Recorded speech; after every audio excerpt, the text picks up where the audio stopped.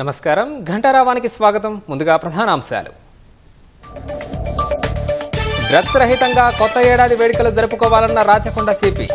ఈవెంట్లలో శబ్ద తీవ్రత శృతి మించితే చర్యలు తప్పవని హెచ్చరిక. హైదరాబాద్, సైబరాబాద్, రాచకొండ కమిషనరేట్లలో పోలీసుల ఆంక్షలు. రాత్రి ఓఆర్ఆర్పై భారీ ఎయిర్పోర్టుకు వెళ్లే వాహనాలకి అనుమతి. ఆక్రమించుకున్న ప్రభుత్వ భూములను తిరిగి ఇచ్చేయాలన్న సిరిసిల్ల కలెక్టర్. 2018లో తీసుకున్నవి అప్పగించిన తంగళ్లపల్లి మాజీ సర్పంచ్. భద్రాచలంలో ఘనంగా ప్రారంభమైన శ్రీ వైకుంఠ ఏకాదశి అధ్యయనోత్సవాలు. తొలి రోజు మత్స్యావతారంలో భక్తులకు దర్శనమిస్తున్న స్వామివారు. కీలక పత్రాలు దొంగిలించేందుకు చైనా యత్నించిందన్న అమెరికా. ఈ నెల ప్రారంభంలోనే సైబర్ దాడి చేసిందని ఆరోపణ.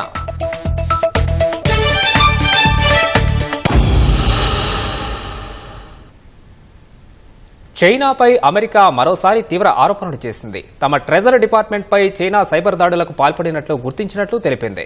ట్రెజరీ వర్క్ స్టేషన్లలో కీలకమైన పత్రాలను దొంగిలించేందుకు చైనా యత్నించినట్లు అమెరికా చట్టసభలకు రాసిన లేఖలో పేర్కొంది. ఈ నెల ప్రారంభంలోనే సైబర్ దాడి జరిగిందన్న America third party cyber security service provider Bjorn trust network లోపాలను హ్యాకర్లు వాడుకున్నారని చెప్పింది. వాటితో హ్యాకర్లు వర్క్ స్టేషన్లు, కీలకమైన దస్త్రాలను యాక్సెస్ చేయగలిగారని ఆరోపించింది. ఈ నెల 8న బియాన్ ట్రస్ట్ అప్రమత్తమైన ఈ విషయాన్ని తమ దృష్టికి తీసుకొచ్చిందని ట్రెజరీ విభాగానికి చెందిన ఓ అధికారి తెలిపారు. అనంతరం సిఐఎస్ఏ, ఎఫ్బీఐ దృష్టికి ఈ విషయాన్ని తీసుకెళ్లినట్లు చెప్పారు. ఎన్ని వర్క్ స్టేషన్లు, ఏ తరహా దస్త్రాలపై సైబర్ దాడి జరిగిందన్న వివరాలను అమెరికా పేర్కొనలేదు. సైబర్ దాడి ఆరోపణలను వాషింగ్టన్లోని బీజింగ్ రాయబార కార్యాలయం ఖండించింది. తమపై అమెరికా నిరాధార ఆరోపణలు చేస్తోందని పేర్కొంది. రాజన్న సిరిసిల్ల జిల్లాలో అక్రమంగా ప్రభుత్వ భూములు ఆక్రమించుకున్న వారు స్వచ్ఛందంగా తిరిగి ఇచ్చేయాలని కలెక్టర్ సందీప్ కుమార్ ఝా కోరారు. ఆ భూములను ప్రభుత్వ కార్యక్రమాలు, ఇందిరమ్మ ఇళ్ల నిర్మాణానికి కేటాయిస్తామన్నారు. తంగళ్లపల్లి మండలం లక్ష్మీపురం మాజీ సర్పంచ్ మెట్టపల్లి పద్మ 2018లో తీసుకున్న ప్రభుత్వ భూమిని తిరిగి కలెక్టర్కు అప్పగించారు.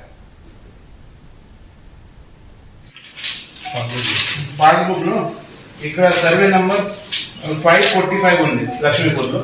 ఈ 545లో వీళ్ళు 2 acre ల్యాండ్ 2019లో తీసుకున్నారు అక్రమంగా. ఈ రోజు వచ్చి మంచితనంతో సరెండర్ చేస్తున్నారు. సో ఇదే విధంగా ఎవరైనా ఇలాంటి అక్రమానికి పాల్పడి ఉంటే దయచేసి అది కూడా సరెండర్ చేస్తే ఈ ల్యాండ్ గవర్నమెంట్ కి దగ్గర వస్తుంది. అండ్ పేదవాళ్ళకి అది పంపిణీ చేసి ఇందిరమ్మ ఇల్లు ఏదో గవర్నమెంట్ పనికి ఉపయోగంలో వస్తుంది. ఇవి చాలా మంచితనంతో అది ఇచ్చారు. దానిలో థ్యాంక్ యూ అండి. థ్యాంక్ యూ అండి. వాళ్ళకి ఏమైనా నజరానా కానీ ఏమన్నా కానీ ఇస్తున్నారా? నజరానా వాళ్ళే ఇవ్వాలి. రైతు బంధు తీసుకున్నారు, అన్ని తీసుకున్నారు. అక్రమంగా గవర్నమెంట్ కి నజరానా వాపస్ వాళ్ళే ఇవ్వాలి. సో వీళ్ళు సెండ్ డిమాండ్ నోటీస్ మీకు ఇవ్వడం జరుగుతుంది. అప్పుడు మీకు నజరానా గవర్నమెంట్ కి వాపస్ చేయండి. థ్యాంక్ యూ అండి. నిర్మల్ జిల్లాలో చిరుతపులి సంచారం కలకలం రేపుతోంది. దిలావర్పూర్ మండలం బైంసా నిర్మల్ జాతీయ రహదారిపై సోమవారం అర్ధరాత్రి చిరుత సంచరించింది. అటుగా వెళ్తున్న ప్రయాణికులు చిరుత సంచారాన్ని వారి చరవాణుల్లో చిత్రీకరించారు. ఈ వీడియో వైరల్ కావడంతో స్థానిక గ్రామస్తులు భయాందోళనకు గురవుతున్నారు. సంగారెడ్డి జిల్లా తెల్లాపూర్ కూడా లేఅవుట్ మలుపు వద్ద ఓ టిప్పర్ను ద్విచక్ర వాహనం ఢీకొట్టింది. దీంతో 2 యువకులు తీవ్రంగా గాయపడడంతో ఆసుపత్రికి తరలిస్తుండగా మార్గమధ్యలో మృతి చెందారు. మృతులిద్దరూ సంగారెడ్డి జిల్లా కొల్లూరు ఇంద్రారెడ్డి నగర్కు చెందిన హరీష్ బన్నీగా గుర్తించారు. ప్రమాదంపై కొల్లూరు పోలీసులు కేసు నమోదు చేసుకుని దర్యాప్తు చేస్తున్నారు.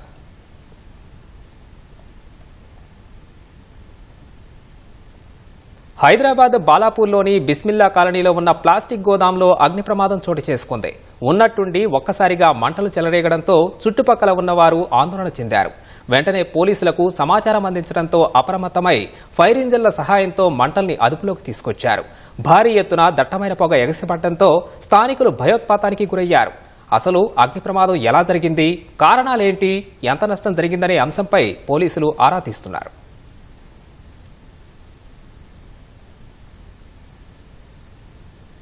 రైతు భరోసా, వ్యవసాయ కూలీలకు నగదు చెల్లింపుతో సహా వివిధ కీలక అంశాలపై రాష్ట్ర మంత్రివర్గం తుది నిర్ణయం తీసుకోనుంది. ఈ మేరకు జనవరి 3న కేబినెట్ భేటీ నిర్వహించి చర్చించే అవకాశం ఉంది. వీటితో పాటు పలు పురపాలక సంఘాల్లో గ్రామాల విలీనంతో సహా అన్ని శాఖల్లో ఉన్న పెండింగ్ అంశాలను మంత్రివర్గం ముందుకు తేవాలని సీఎం రేవంత్ రెడ్డి అధికారులకు సూచించినట్టు తెలిసిందే. రైతు భరోసా మార్గదర్శకాలపై ఇప్పటికే మంత్రివర్గ ఉపసంఘం చర్చించింది. సంక్రాంతి తర్వాత రైతు భరోసా ఇస్తామని ప్రకటించిన ప్రభుత్వం పంట సాగు చేసిన రైతులందరికీ ఇవ్వాలని నిర్ణయించింది. అంటే పంటలు సాగు చేసిన రైతులకు భరోసా వెళ్తుంది. పంట సాగయ్యాక అధికారులు ధృవీకరించడం ద్వారా చెల్లించే అవకాశముంది. హార్టికల్చర్ రైతులకు మిర్చి, పత్తి తదితరాలను వేసే వారికి ఒక్కసారే చెల్లించాలని నిర్ణయించినట్లు సమాచారం. ఏడాదిలో 8 నెలల నుంచి ఏడాది కాలం పాటు ఒకే పంట సాగు చేసేవారికి 2 సార్లు భరోసా ఇవ్వాల్సిన అవసరం లేదనే అభిప్రాయానికి మంత్రివర్గ ఉపసంఘం వచ్చినా మంత్రివర్గ భేటీలో తుది నిర్ణయం తీసుకోనున్నట్లు తెలిసింది. ఆదాయ పన్ను చెల్లిస్తున్న వారి భూముల్లో పంటలు సాగు చేస్తున్న వారికి రైతు భరోసా అమలు గురించి కూడా ఉపసంఘం విస్తృతంగా చర్చించినట్లు తెలిసింది. ఆదాయ పన్ను చెల్లించే వారిని మినహాయిస్తే 350 కోట్ల వరకు భారం తగ్గుతుందని అంచనా. గత ప్రభుత్వం ఎకరాకు ఒక సీజన్లో 5,000 చొప్పున రైతు బంధు ఇవ్వగా తాము 7,500 చొప్పున ఇస్తామని కాంగ్రెస్ హామీ ఇచ్చింది. అయితే ప్రస్తుతం ఎకరాకు 6,000 ఇచ్చి క్రమంగా దీన్ని 7,500కు పెంచాలనే ఆలోచన చేస్తున్నట్లు తెలిసింది. మొత్తంగా 80 లక్షల ఎకరాలకు రైతు భరోసా చెల్లించాల్సి వస్తుందని అంచనా వేస్తున్నారు. 6,000 చొప్పున చెల్లించినా 4,800 కోట్ల రూపాయల వరకు అవసరం ఉంటుంది. అయితే మంత్రివర్గ సమావేశం తర్వాతనే దీనిపై స్పష్టత రానుంది. వ్యవసాయ కూలీలకు ఏడాదికి 12,000 చొప్పున ఇస్తామని కాంగ్రెస్ ఎన్నికల్లో హామీ ఇచ్చింది. డిసెంబర్ 28న మొదటి విడత చెల్లిస్తామని ఉప ముఖ్యమంత్రి భట్టి విక్రమార్క కొద్ది రోజుల క్రితం ప్రకటించారు. అయితే మాజీ ప్రధాని మన్మోహన్ సింగ్ మరణంతో ఈ కార్యక్రమం వాయిదా పడింది. దీనిపైన కేబినెట్లో చర్చించి అమలు తేదీని ప్రకటించే అవకాశముంది. వివిధ కారణాలతో 2 లక్షల వరకు రుణమాఫీ కాని వారికి 2,747 కోట్లు విడుదల చేశారు. ఈ నిధులింకా రైతుల ఖాతాల్లో జమ కాలేదని తెలిసిందే. వీటితో పాటు రైతు భరోసా, వ్యవసాయ కూలీలకు చెల్లించాల్సిన మొత్తం నిధులను రాష్ట్ర సర్కార్ జనవరిలో సమీకరించుకోవాల్సి ఉంటుంది. రాష్ట్రంలో వచ్చే విద్యా సంవత్సరం ఇంజనీరింగ్, ఇతర ఉన్నత విద్యా కోర్సుల్లో ప్రవేశానికి లోకల్, నాన్ లోకల్ను నిర్ధారించేందుకు విధి విధానాల రూపకల్పనపై అధ్యయనం చేసేందుకు 4 అధికారులతో ప్రభుత్వం కమిటీని నియమించింది. కమిటీ చైర్మన్గా ఉన్నత విద్యామండలి చైర్మన్ ఆచార్య బాలకృష్ణారెడ్డి, కన్వీనర్గా రాష్ట్ర సాంకేతిక కళాశాల విద్యాశాఖ కమిషనర్ శ్రీదేవసేన, సభ్యులుగా ఇంటర్ బోర్డు కార్యదర్శి కృష్ణాదిత్య, పాఠశాల విద్యాశాఖ సంచాలకుడు ఈవి నరసింహారెడ్డిని నియమించింది. రాష్ట్ర విభజన జరిగి 10 ఏళ్లు కావడంతో ఇంజనీరింగ్, ఫార్మసీ ప్రవేశాల్లో స్థానికతపై ప్రామాణికతను నిర్ధారించాల్సి ఉంది. ఇంజనీరింగ్ నోటిఫికేషన్ 2024 జూన్ 2 నాటికే వచ్చినందున పాత విధానంలోనే ప్రస్తుత విద్యా సంవత్సరానికి ప్రవేశాలు జరిపారు. 6వ తరగతి నుంచి ఇంటర్ వరకు 4 ఏళ్లు తెలంగాణలో చదివి ఉంటే స్థానికులవుతారు. 15% కోటా కింద తెలంగాణతో పాటు ఏపీ విద్యార్థులు కూడా పోటీ పడే అవకాశం ఇచ్చారు. ఈసారి ప్రవేశాలకు 371D అధికరణం వర్తిస్తుందా లేదా అన్న సందేహం నెలకొంది. 15% కోటా కింద తెలంగాణలో గతంలో నివసించి ఉద్యోగ, వ్యాపార రీత్యా ఇతర రాష్ట్రాల్లో స్థిరపడిన పిల్లలు కూడా ఇప్పటి వరకు సీట్లు దక్కించుకుంటున్నారు. ఇప్పుడు ఈ కోటా తొలగిస్తే వారి పరిస్థితి ఏంటనే ప్రశ్న తలెత్తుతోంది. ఎంబీబీఎస్ ప్రవేశాల్లోనూ గందరగోళం నెలకొనడంతో అన్ని కోణాల్లో చర్చించి ఈ కమిటీ ప్రభుత్వానికి వారంలో నివేదిక అందజేయనుంది. కమిటీ తొలి సమావేశం మంగళవారం జరగనుంది.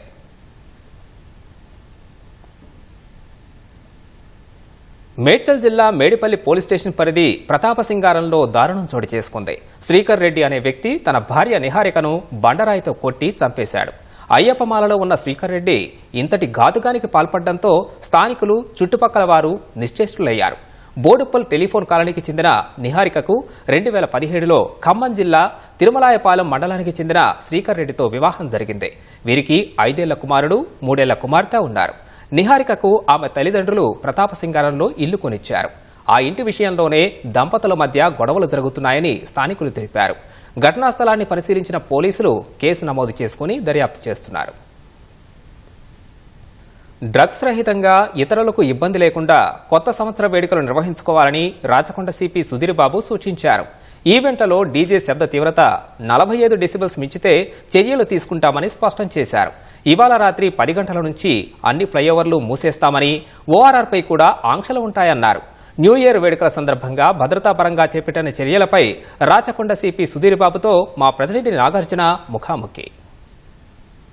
నూతన సంవత్సర వేడుకలకు నగరం సిద్ధమవుతున్న వేళ హైదరాబాద్లో ఈ వేడుకలను చాలా జాగ్రత్తగా, పకడ్బందీగా చేసుకునే విధంగా పోలీసులు ఏర్పాట్లు చేస్తున్నారు. దాంతోపాటుగా హైదరాబాద్లో ఉన్నటువంటి 3 కమిషనరేట్ల పరిధిలో పోలీసులు పలు నిబంధనలు ఏర్పాటు చేశారు. ఇప్పటికే కొన్ని ఈవెంట్ నిర్వాహకులపై సమావేశాలు నిర్వహించి ఎలాంటి చర్యలు చేపట్టాలి, ఎలాంటి జాగ్రత్తలు తీసుకోవాలనే అంశాలపై వాళ్ళతో మాట్లాడారు. అయితే రాచకొండ పరిధిలో ఎలాంటి ఏర్పాట్లు చేశారు, నూతన సంవత్సర వేడుకలకు విధించినటువంటి ఎన్ఫోర్స్మెంట్ ఏ విధంగా ఉంది, ఎలాంటి నిబంధనలు విధించారు, ప్రస్తుతం రాచకొండ సిపి సుధీర్ బాబు గారు మనతో పాటు ఉన్నారు. సార్ నమస్కారం.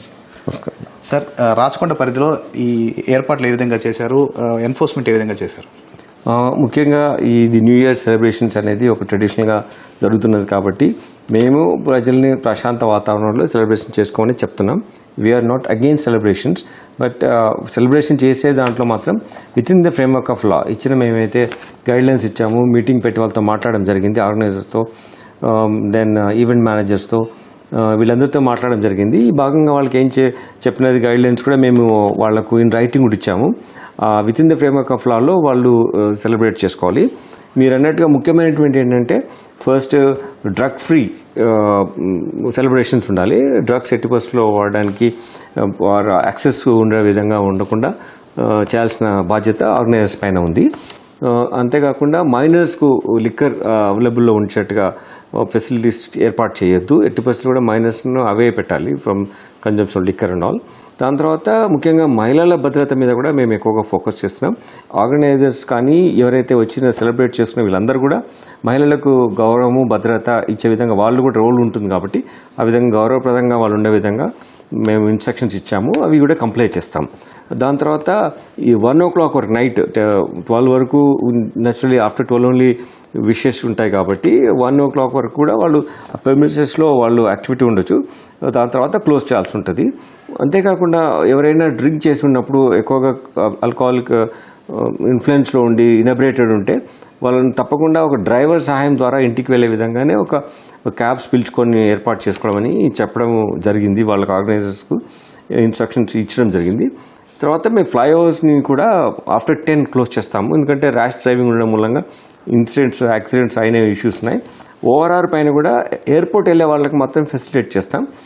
అంబులెన్స్ లాంటి ఎమర్జెన్సీ చేస్తాం. వేరే అదర్ పీపుల్కు మాత్రం ఓఆర్ఆర్ పైన కూడా యాక్సెస్ ఉండకుండా మేము చర్యలు తీసుకుంటాం. అలానే హైవే పైన కూడా మనకున్నటువంటి టోల్ ప్లాజా చెక్ పోస్ట్ దగ్గర అక్కడ చేరుతో పాటు హైవే పైన కూడా స్పీడ్ డ్రైవింగ్ లేకుండా మేము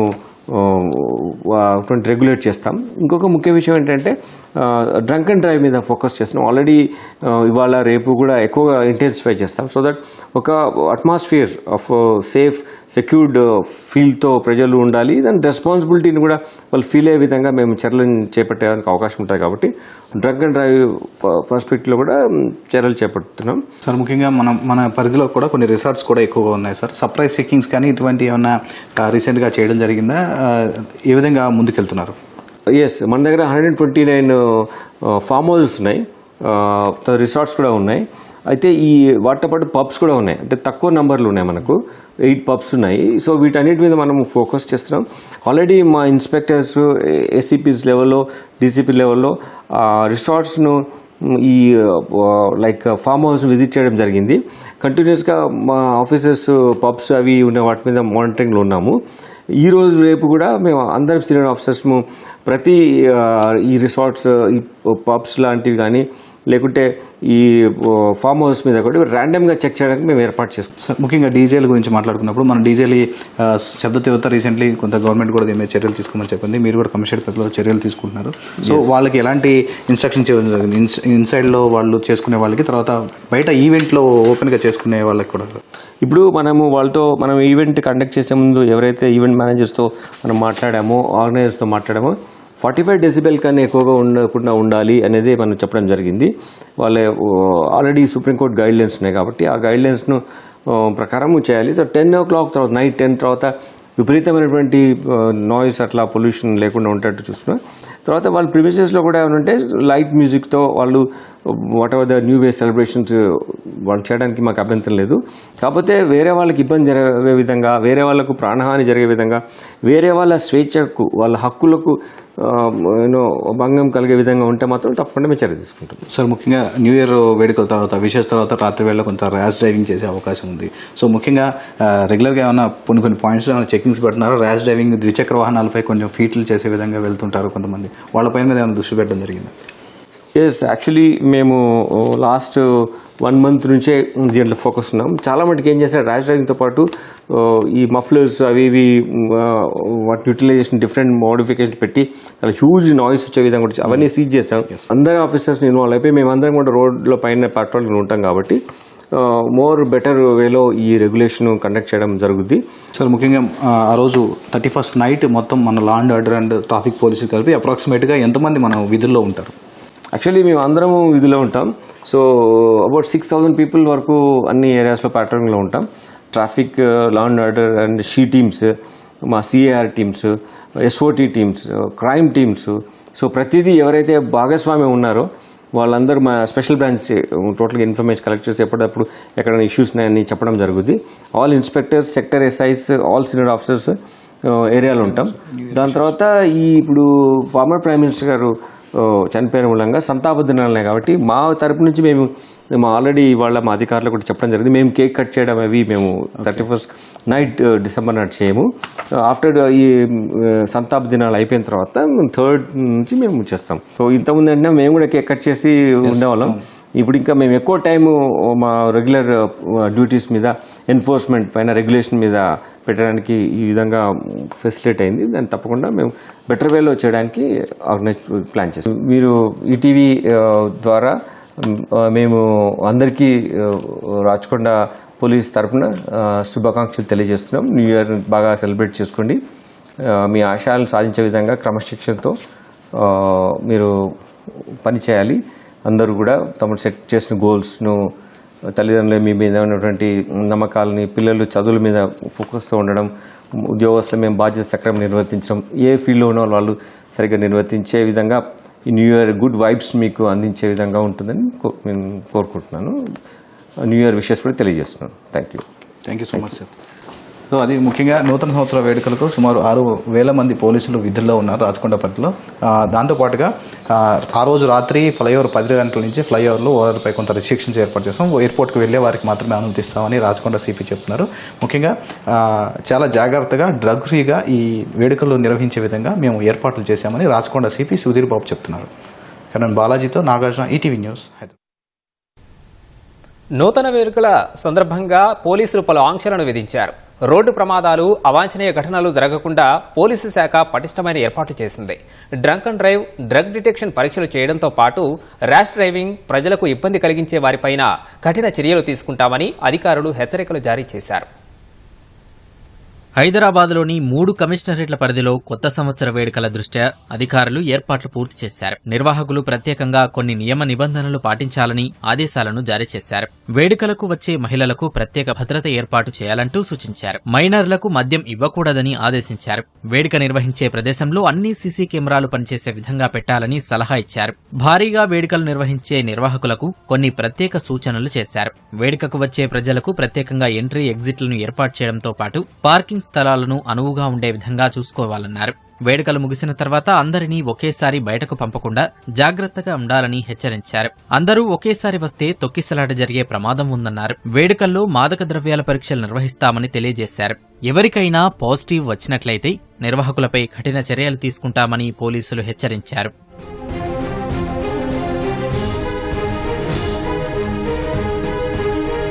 హైదరాబాద్ పోలీస్ కమిషనరేట్ పరిధిలో 260 చెక్ పాయింట్స్ ఉన్నాయి. ప్రతి పోలీస్ స్టేషన్ పరిధిలో 5 చెక్ పాయింట్లు ఏర్పాటు చేశారు. డ్రంక్ అండ్ డ్రైవ్ తనిఖీల కోసం ఎస్ఐ స్థాయి అధికారి ఆధ్వర్యంలో ప్రత్యేక బృందాలు పనిచేస్తాయని అధికారులు తెలిపారు. డ్రగ్స్, గంజాయి వంటి నిషేధిత పదార్థాల వినియోగాన్ని అరికట్టేందుకు ప్రత్యేక నిఘా ఏర్పాట్లు చేశామన్నారు. డ్రగ్ డిటెక్షన్ టెస్టింగ్ కిట్లను అందుబాటులో ఉంచామని వెల్లడించారు. గ్రేటర్ హైదరాబాద్తో పాటు జిల్లాల్లో కూడా డ్రగ్ డిటెక్షన్ పరీక్షలను నిర్వహిస్తామన్నారు.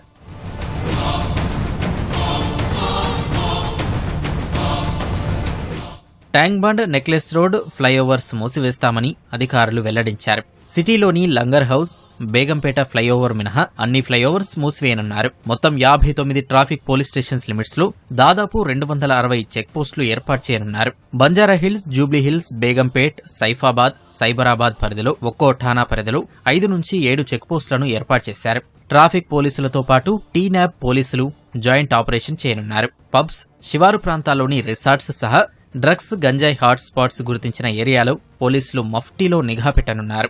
ఓఆర్ఆర్పై ఎయిర్పోర్టుకు వెళ్లే వాహనదారులకు మాత్రమే అనుమతి ఉంటుందని వెల్లడించారు.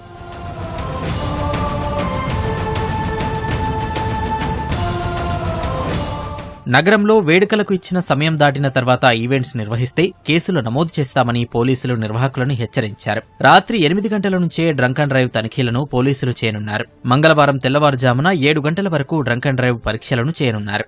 Rash driving, wrong route, helmet లేకుండా నడపడం, మద్యం సేవించి వాహనాలు నడిపే వారిపై కఠిన చర్యలు తీసుకుంటామని, లైసెన్స్ రద్దు చేస్తామన్నారు. వాహన తనిఖీల సమయంలో సరైన పత్రాలు లేని వాటిని పోలీస్ కస్టడీలోకి తీసుకుంటామన్నారు. క్యాబ్లు, ఆటోల పత్రాలను డ్రైవర్ల వద్దే ఉంచుకోవాలని, యూనిఫామ్లు కూడా వేసుకోవాలని సూచించారు. వివిధ ప్రాంతాల్లో దారి మళ్లింపులు, ట్రాఫిక్ ఆంక్షలు ఉంటాయని స్పష్టం చేశారు. ప్రజలు డీజే శబ్దాలతో స్థానికులకు ఇబ్బంది కలిగించకూడదని వివరించారు. విధి నిర్వహణలో ఉన్న పోలీసులకు సహకరించాలని పోలీసు ఉన్నతాధికారులు కోరారు. మద్యం ఎక్కువగా తాగకండి, భద్రతకు ప్రాధాన్యమివ్వండి అంటూ పోలీసులు ప్రజలకు విజ్ఞప్తి చేస్తున్నారు.